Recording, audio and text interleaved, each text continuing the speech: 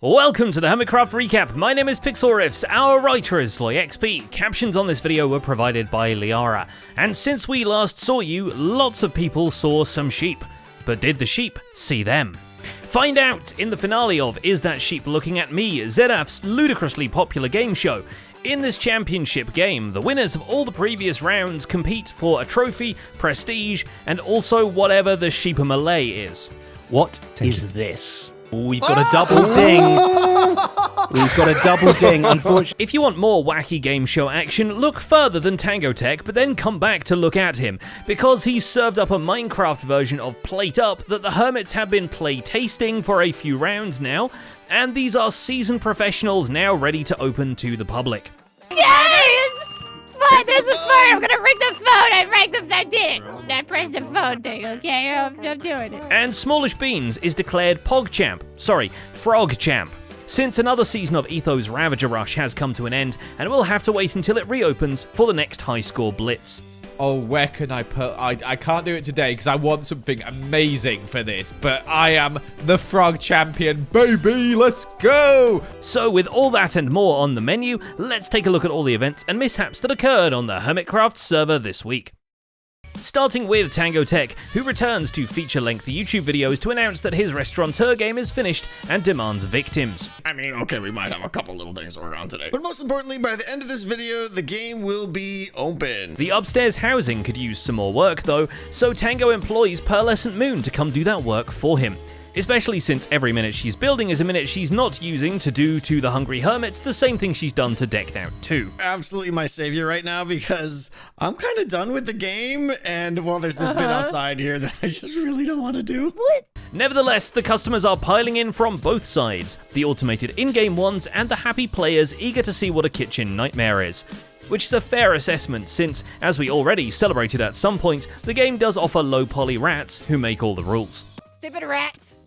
Pearl, There we go. don't Ow. let me freeze to death, okay, Pearl? Get the ow! Stupid silverfish. Go away. BOO, Pearl, Etho, and Gemini Tay come to try do the cooking by the book in teams of 2, and at some point Agree and Armor Stand orders a baked potato, but nobody explodes, so the redstone's gotta be sturdy enough. How many slots you playing with, B-Dubs? I feel like you got a 2. whole inventory open there. 2. He's just that good. What do you mean? I'm control queuing like a boss, baby.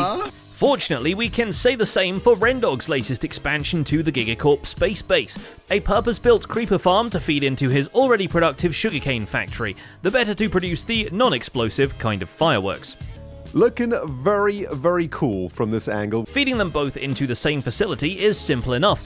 It's the crafting process that takes an impromptu redstone lab on the scoop ball field and a few helpful tips from Azuma. It's great because I've been using comparators for like, I don't know, 10 years and had no idea how they work. There's plenty to keep Ren occupied in the meantime, like the mystery of who built these creaking totems everywhere in the shopping district and what the heck they even are in the first place.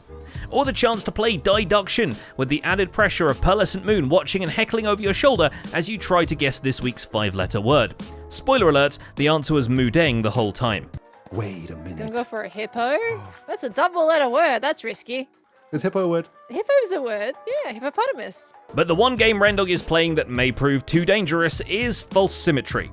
While she's not looking, Zombie Cleo and Rendog spot how unlit the roof of her tube build is and help spawn-proof it by converting the whole thing into a mushroom and giving it massive googly eyes for some reason.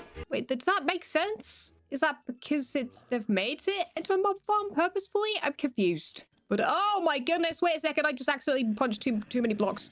Oh, panic. False clocks that it was them pretty much immediately, in part because the two are the only neighbours her base actually has, and also are the only ones who do not fear God. Me and Ren are completely innocent.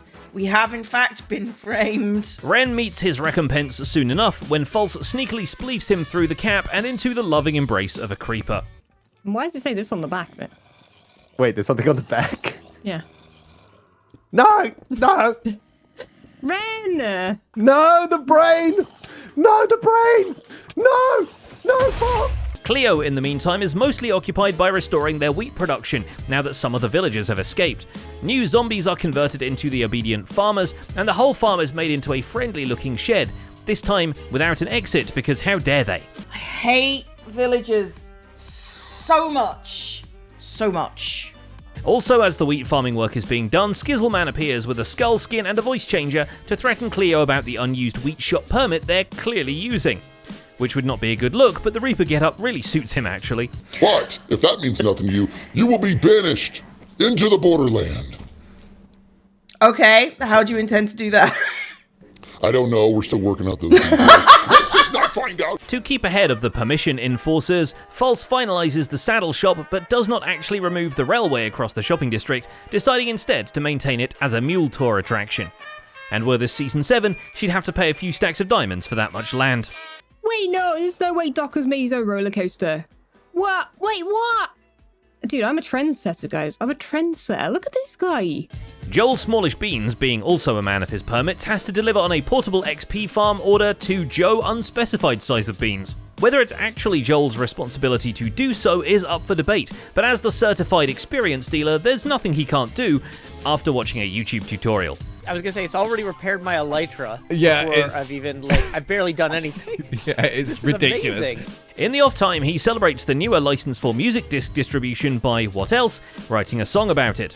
This time it's a Mr. Brightside cover, which is an interesting way to respond to Lena Raine's other side record. What can I say? I had to do something special for the music disc shop opening. Just ignore my singing entirely, as it is awful. This is just as much of a classic from the Joel menu as building half a city block in one video, which, let us specify, is still super hype even if he does it in every video. But it means I've got no more excuse to not put some chests in here and do some storage stuff. It's no wonder Joe Hills needs an XP machine so badly, considering how much terrain he's flattened in the last few months.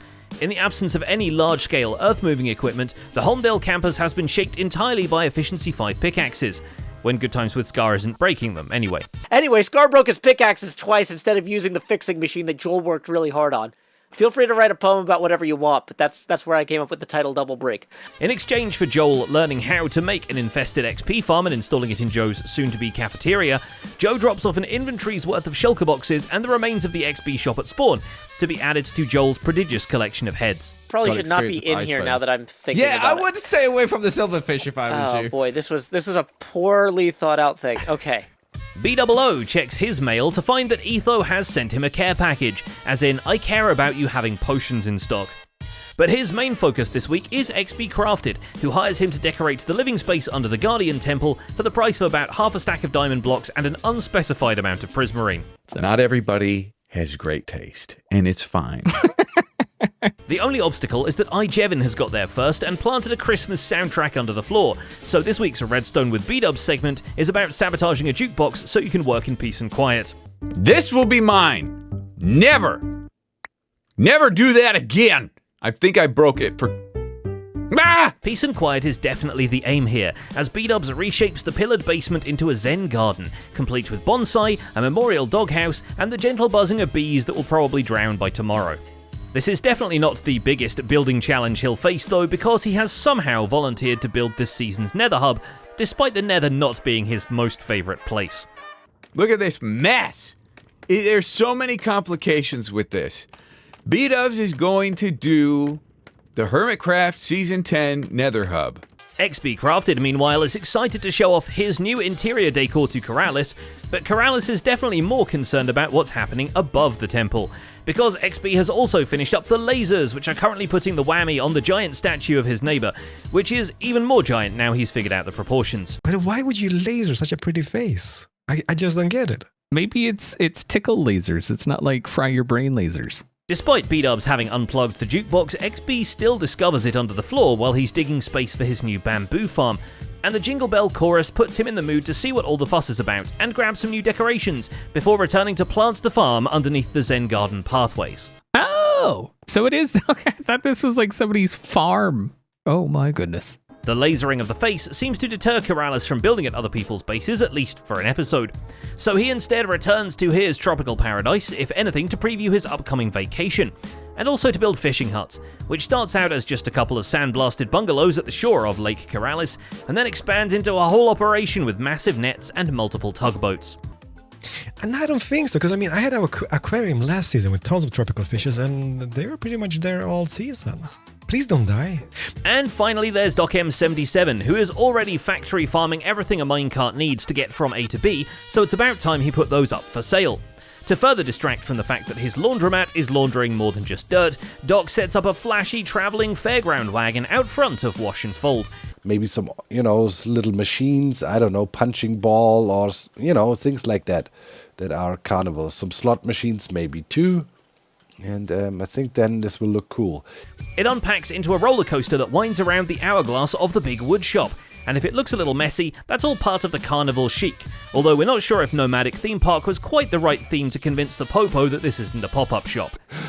Not that we suffer from some sort of gigantism, but, Anyways. Maybe Doc is relying on their goodwill during this festive season.